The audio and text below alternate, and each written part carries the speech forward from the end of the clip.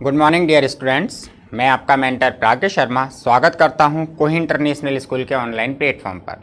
और आज के वीडियो में आप मेरे साथ स्टडी करने वाले हैं चैप्टर नंबर 4 आ ट्रूली ब्यूटीफुल माइंड के सॉल्यूशंस की। Chapter number 4 truly beautiful mind, इसको लगभग 4 वीडियोज़ में अपन ने कंप्लीट स्टडी किया। तो अपन को ये मालूम चला कि जो ये चैप्टर है ये आइंस्टीन के ऊपर लिखा गया है, कि जो आइंस्टीन एक बहुत ही प्रसिद्ध वैज्ञानिक रहे और जिन्होंने एक इक्वेशन दी E बराबर mc², अर्थात इन्होंने रिलेटिविटी के जो प्रिंसिपल्स थे, जो सिद्धांत थे, उनको दुनिया के सामने प्रस्तुत किया। तो इस चैप्टर में, इस ट्रूली ब्यूटीफुल माइंड में कौन कौन से क्वेश्चंस हैं जिनके अपन को आंसर देने हैं, तो उनको जानने के लिए आप लगातार वीडियो को देखते रहें। मैं आपको सीधे ही लेकर चलता हूं इस चैप्टर के टेक्स्ट बुक्स में पूछे गए क्वेश्चंस पर। तो देखिए, चैप्टर 4 आ ट्रूली ब्यूटीफुल माइंड, ठीक है। इसमें पहला जो क्वेश्चन है वो इस प्रकार है, who had these opinions about Einstein, कि अबाउट आइंस्टीन, आइंस्टीन के बारे में हु हैड दीज ओपिनियंस, इस प्रकार के विचार या इस प्रकार की राय या इस प्रकार का दृष्टिकोण कौन रखता था। वापस रिपीट करता हूं, बहुत शानदार तरीके से, अच्छे तरीके से सुने। हु हैड, कौन रखता था, दीज ओपिनियंस, इस प्रकार के विचारों को अबाउट आइंस्टीन के बारे में। तो देखिए, फर्स्ट क्वेश्चन है जो वो है, ही वाज बोरिंग, कि वह बोरिंग था, वह उबाऊ था, उबाने वाला था, वह बड़ा ही बोरिंग, नीरस था। इस प्रकार की राय किसकी थी, आइंस्टीन के बारे में ऐसा कौन सोचता था। तो देखिए, आंसर जो है वो है आइंस्टीन्स प्लेमेट्स, प्लेमेट्स साथी जो खेलने में उसका साथ देते थे, कि आइंस्टीन्स प्लेमेट्स, आइंस्टीन के साथी, सेड, कहते थे, दैट ही वाज बोरिंग, कि वह नीरस है, वह उबाने वाला है। So they called him brother boring, इसलिए वो उसे ब्रदर बोरिंग कहकर पुकारा करते थे। कि आइंस्टीन्स प्लेमेट, आइंस्टीन के जो साथी थे वो आइंस्टीन के साथी, कॉल्ड हिम ब्रदर बोरिंग, उसे ब्रदर बोरिंग कहकर पुकारा करते थे। They did not want to play with him, कि दे डिड नॉट वांट, वो नहीं चाहते थे, टू प्ले, खेलना, विद हिम, उसके साथ, अर्थात आइंस्टीन के प्लेमेट जो साथी थे वो उसके साथ खेलना नहीं चाहते थे। Hans he played with mechanical toys, और हैंस इसलिए कि इस प्रकार से ही प्लेड, वह खेला करता था, विद मैकेनिकल टॉयज, यांत्रिकी खिलौनों के साथ। क्लियर है। तो देखिए, फर्स्ट है जो है ही वाज बोरिंग, के वह बोरिंग था, वह नीरस था। तो ये राय किसकी रही थी, इस प्रकार की राय या इस प्रकार के विचार आइंस्टीन के जो प्लेमेट थे, आइंस्टीन के जो साथी थे, उनकी थी, और वो इसीलिए उसको ब्रदर बोरिंग कहकर पुकारा करते थे। देखिए, अब सेकंड क्वेश्चन जो है वो ये है, ही वाज स्टूपिड, वह मूर्ख था, and would never succeed in life, और जीवन में कभी भी सफलता प्राप्त नहीं कर पाएगा। कि वह मूर्ख था और जीवन में कभी भी सफलता प्राप्त नहीं करेगा। इस प्रकार की राय किसकी थी, ये विचार किसके थे। तो जैसा कि अपन ने टेक्स्ट को स्टडी किया, तो टेक्स्ट को स्टडी करते समय अपन को पता चला कि एक बार आइंस्टीन के हेडमास्टर ने आइंस्टीन के पिताजी से कहा था कि आपका बेटा पूरी तरह से मूर्ख है, और यह आने वाले फ्यूचर में अपने पेशे के रूप में, अपने प्रोफेशन के रूप में किस चीज का चुनाव करता है, ये चीज कोई महत्व की नहीं है। क्यों? क्योंकि ये किसी भी क्षेत्र को चुने, यह उस क्षेत्र में कभी भी सफलता प्राप्त नहीं करेगा। तो इस प्रकार की राय किसकी रही, इस प्रकार की राय आइंस्टीन के हेडमास्टर की रही। तो देखिए, आंसर क्या है, a headmaster once told these words, a headmaster, एक प्रधान अध्यापक ने, वंस, एक बार, टोल्ड दीज वर्ड्स, इस प्रकार के शब्दों को कहा था, टू आइंस्टीन्स फादर, आइंस्टीन के पिताजी से, अबाउट हिम, उसके बारे में। कि वंस, एक बार, अ हेडमास्टर टोल्ड, एक हेडमास्टर ने दीज वर्ड्स, इन शब्दों को कहा था टू आइंस्टीन्स फादर, आइंस्टीन के पिताजी से, अबाउट हिम, उसके बारे में।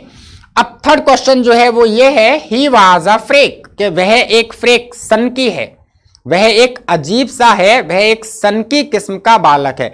इस प्रकार की राय किसकी थी? तो टेक्स्ट से अपन को यह भी पता चला कि इस प्रकार की राय उसकी मां की थी। क्यों? क्योंकि बाल्यावस्था में आइंस्टीन का जो हेड था, जो सिर था, वो उसकी मां को जरूरत से ज्यादा बड़ा लगता था। रही दूसरी बात, आइंस्टीन 2.5 वर्ष की उम्र तक बोला नहीं था, और जब भी वह बोलता था हर वाक्य को, हर बात को 2 बार दोहराता था। तो उसकी मां ने खुद ने यह कहा था कि ये एक फ्रेक है, सनकी है।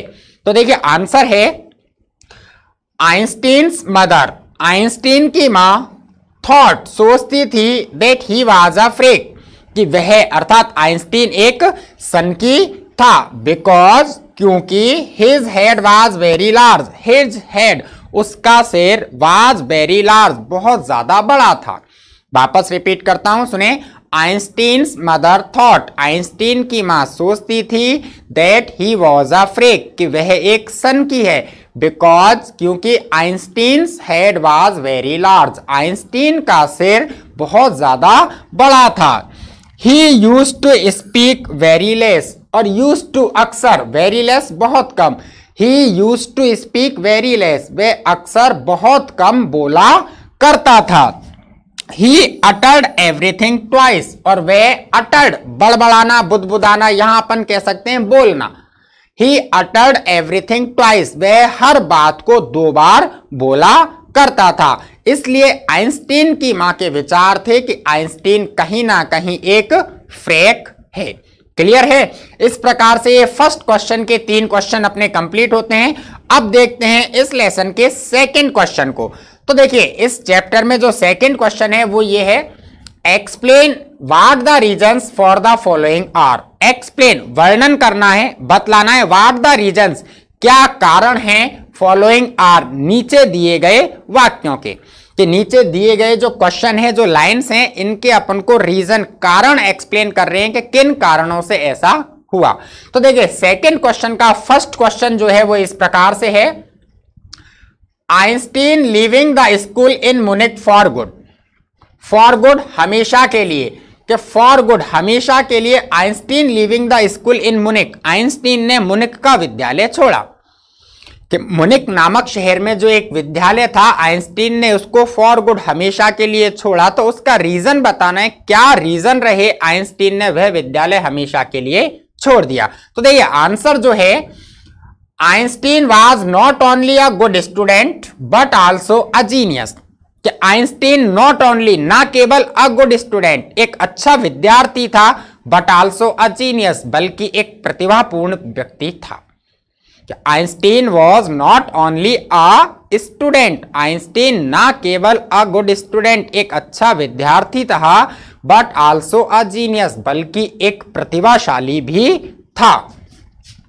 He did not like the strict discipline of the school. He did not like, वह पसंद नहीं करता था, स्ट्रिक्ट सख्त, कठोर, कि did not like the strict discipline, और डिसिप्लिन अनुशासन, विद्यालय के कठोर अनुशासन को, विद्यालय के सख्त अनुशासन को वह बिल्कुल भी पसंद नहीं करता था। ही often clashed with his teachers. Clashed with का मतलब होता है मुठभेड़ होना, टकरा जाना, बहस में पड़ जाना।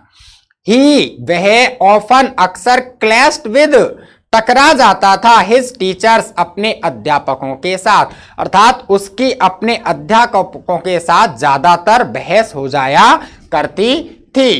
He wanted a liberal atmosphere. Liberal का मतलब उदार, तो ही वांटेड, वह चाहता था, अ लिबरल एटमॉस्फेयर, एक उदार वातावरण को। सो इसलिए ही डिसाइडेड, उसने निश्चय किया, to leave the school in Munich for ever, कि वह मुनिक के विद्यालय को फॉर एवर, हमेशा के लिए छोड़ेगा। सो इसलिए ही डिसाइडेड, उसने निश्चय किया, क्या निश्चय किया, कि to leave the school in Munich, के मुनिक के विद्यालय को फॉर एवर, हमेशा के लिए छोड़ा जाए। क्लियर है? अब चलते हैं सेकंड क्वेश्चन की ओर। तो देखिए सेकंड का सेकंड जो है, Einstein wanting to study in Switzerland.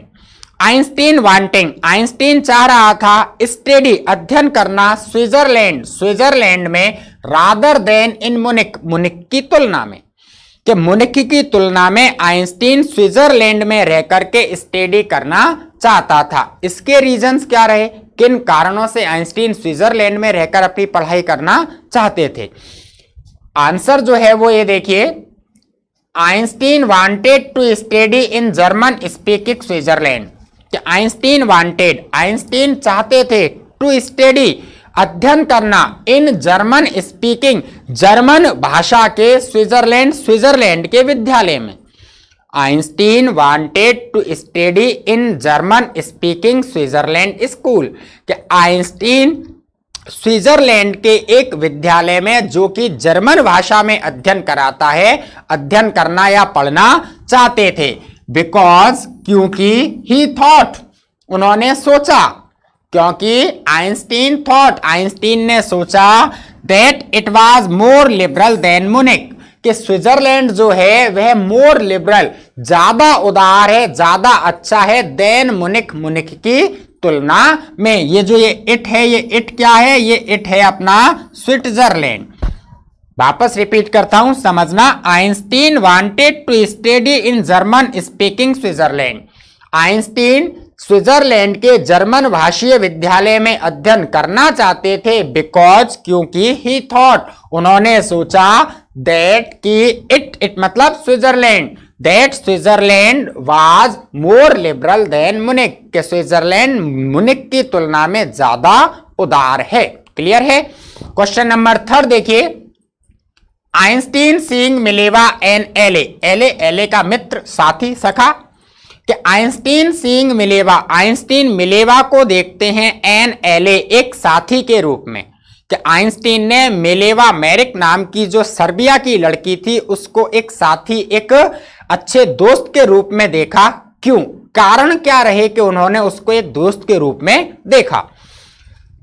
तो देखिए, Einstein always oppose the people, opposed, विरोध करना, अपोज्ड का मतलब विरोध करना, कि आइंस्टीन ऑलवेज अपोज्ड, आइंस्टीन हमेशा विरोध करते थे, द पीपल, उन लोगों का, who dislike music and art, जो कि म्यूजिक, संगीत को, एंड आर्ट, और कला को पसंद नहीं करते थे, कि दोज पीपल, जो लोग did not like art and music, संगीत और कला को पसंद नहीं करते थे, आइंस्टीन अपोज्ड देम, आइंस्टीन उनका विरोध करते थे, both at home and the university, बिल्कुल उसी रूप में जिस प्रकार वो विद्यालय में और घर में करते थे।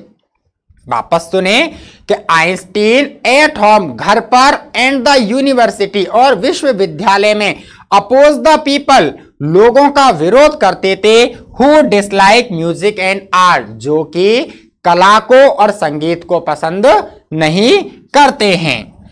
ही found Mileva to be a clever creature, उन्होंने मिलेवा को क्लेवर क्रेचर, एक चतुर प्राणी के रूप में, एक चतुर लड़की के रूप में पाया। He found that Mileva had the same views, he found, उन्होंने यह भी जाना, उनको यह भी पता लगा, दैट की मिलेवा हैड, कि मिलेवा रखती है, द सेम व्यू, वो के वही समान दृष्टिकोण, एज ही हैड, जैसा कि वो खुद रखते हैं, फॉर सपोर्टिंग हिम, सहारा देने के लिए, कि उन्होंने ये पाया कि मिलेवा बिल्कुल उसी प्रकार के समान विचारों को रखती है जिस प्रकार के समान विचार आइंस्टीन खुद रखते हैं। यही कारण थे कि उन्होंने मिलेवा को एक साथी के रूप में देखा। क्लियर है? फोर्थ क्वेश्चन जो है वो ये है, what do these tell you about Einstein, कि ये सारी की सारी चीजें, दीज, कि ये जितनी भी चीजें हैं, what do tell you about Einstein, आपको आइंस्टीन के बारे में क्या बतलाती हैं? आप इन सारी चीजों को सीखने के बाद, समझने के बाद क्या सोचते हो कि आइंस्टीन क्या था? तो देखिए आंसर क्या है, ऑल दीज थिंग्स शो, ये सारी चीजें शो, प्रदर्शित करती हैं, दर्शाती हैं, that he was a liberal, कि वह एक उदार व्यक्ति था, एंड और कल्चर्ड पर्सन, और एक सुसंस्कृत मानव था। कि ये सारी की सारी चीजें हमें बतलाती हैं that Einstein was a liberal and cultured person, कि आइंस्टीन एक उदार और एक पूरी तरह से सभ्य सुसंस्कृत व्यक्ति था। ही लव्ड फ्रीडम, वह स्वतंत्रता चाहता था, अर्थात वह स्वतंत्रता को पसंद करता था। He did not like orthodoxy, orthodoxy का मतलब होता है चलन के आधार पर, रूढ़िवादिता, परंपरागत। He did not like orthodoxy, वह रूढ़िवादिता को पसंद नहीं करते थे, वह परंपरा के अनुसरण नहीं थे। ही एक्सप्रेस्ड हिज ओपिनियन ओपनली, और वह एक्सप्रेस हिज ओपिनियन, अपनी दृष्टिकोण को, अपनी राय को, अपनी बात को ओपनली, खुले रूप में, समग्र रूप में सबके सामने प्रदर्शित करते थे। ये सारी चीजें हमें आइंस्टीन के बारे में यही बतलाती हैं। क्लियर है? अब चलते हैं इस चैप्टर के थर्ड क्वेश्चन की ओर। तो देखिए थर्ड क्वेश्चन है, what did Einstein call his desk drawer, कि आइंस्टीन अपनी डेस्क ड्रॉअर, डेस्क मतलब मेज और ड्रॉअर का मतलब दराज, के आइंस्टीन अपने मेज की दराज को व्हाट डिड कॉल, क्या कहकर पुकारते थे, at the patent office, patent के ऑफिस में, कि पेटेंट के ऑफिस में आइंस्टीन अपने काम करने वाली मेज की दराज को क्या कहकर बुलाया करते थे, एंड व्हाई, और क्यों बुलाया करते थे। तो देखिए आंसर है at the patent office, patent के ऑफिस में Einstein jokingly called his desk drawer, Einstein jokingly, मजाक में, हिज डेस्क ड्रॉअर, अपने मेज की दराज को the bureau of theoretical physics, bureau of theoretical physics कहकर पुकारा करते थे। वापस रिपीट करता हूं, सुने, आइंस्टीन, जो आइंस्टीन थे at the patent office, patent office में जोकिंगली, मजाकपूर्ण तरीके से, कॉल्ड हिज डेस्क ड्रॉअर, अपने मेज की दराज को bureau of the theoretical physics, सैद्धांतिक भौतिक विज्ञान की प्रयोगशाला या कार्यशाला कहकर पुकारा करते थे। ये क्लियर है? आगे देखिए, ही कॉल्ड इट सो, वो इसे, किसे, डेस्क ड्रॉअर, वो अपनी डेस्क ड्रॉअर को कॉल्ड इट सो, ऐसा इसलिए कहते थे, because he was using it, क्योंकि वह उसका उपयोग कर रहे थे, डेवलपिंग हिज ओन थ्योरीज, अपने खुद के सिद्धांतों को या विचारों को विकसित करने में, इन सीक्रेट, गुप्त तरीके से, एंड हिज ड्रॉअर, और उनकी जो दराज थी, हैड ऑल द एविडेंस, सभी प्रकार के तथ्यों को, सबूतों को या साक्ष्यों को रखती थी। क्लियर है? कि आइंस्टीन अपने डेस्क ड्रॉअर को ब्यूरो ऑफ थ्योरेटिकल फिजिक्स कहकर पुकारा करते थे।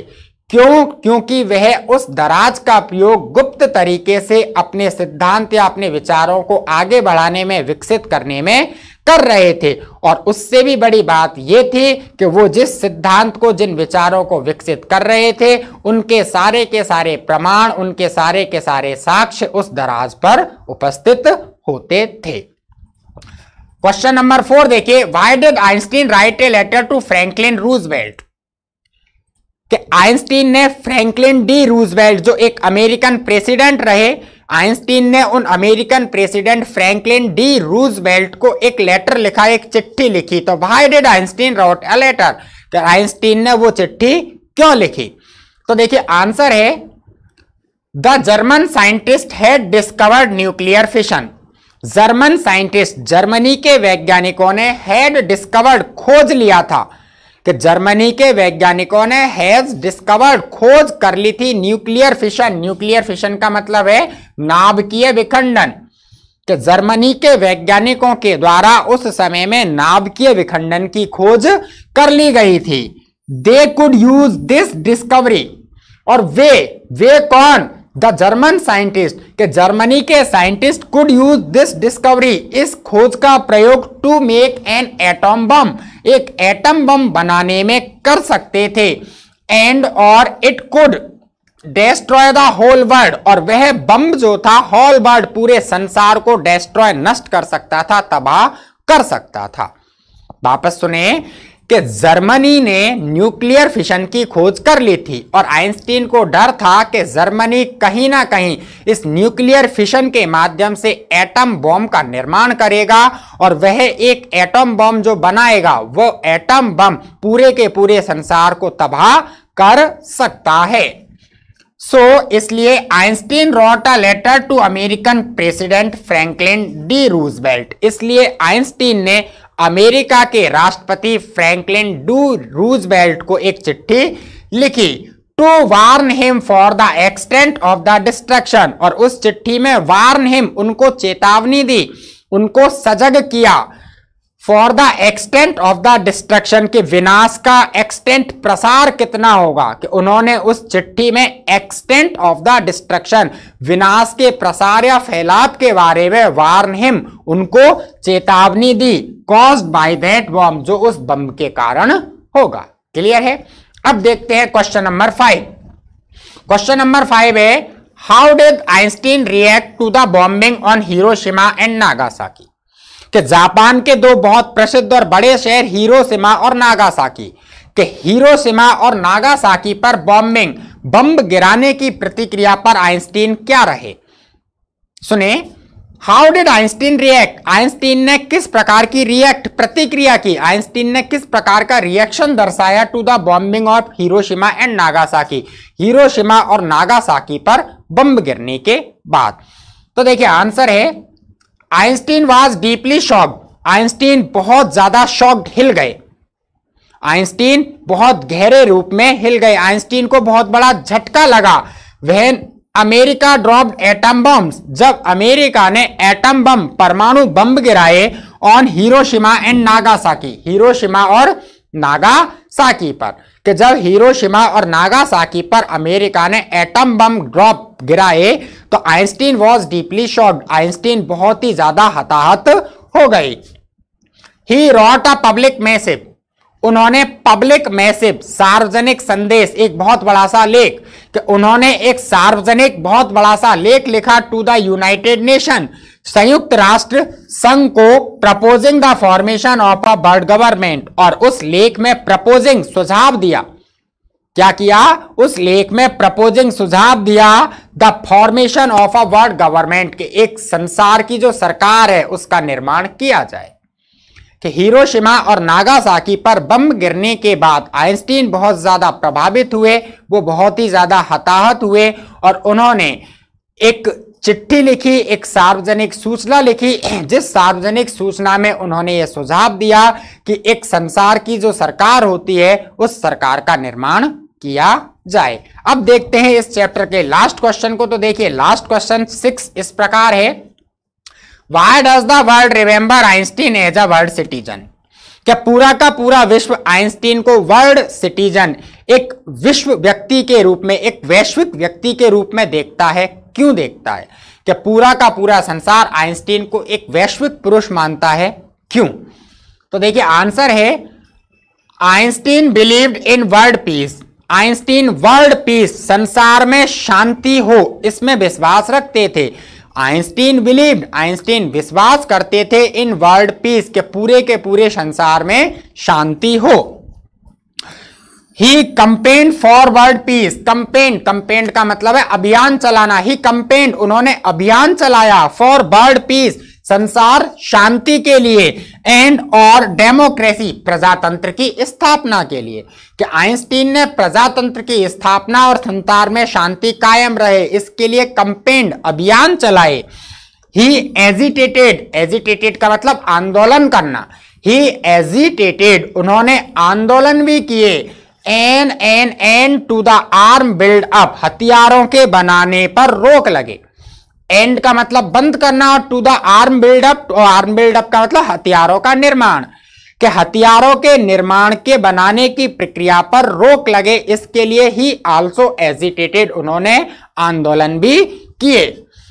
ही work not for any one nation, कि ही वर्क, उन्होंने काम किया, not for any one nation, ना केवल किसी एक राष्ट्र के लिए, but for humanity in the whole world, बल्कि humanity of the whole world, पूरे के पूरे संसार की मानवता के लिए।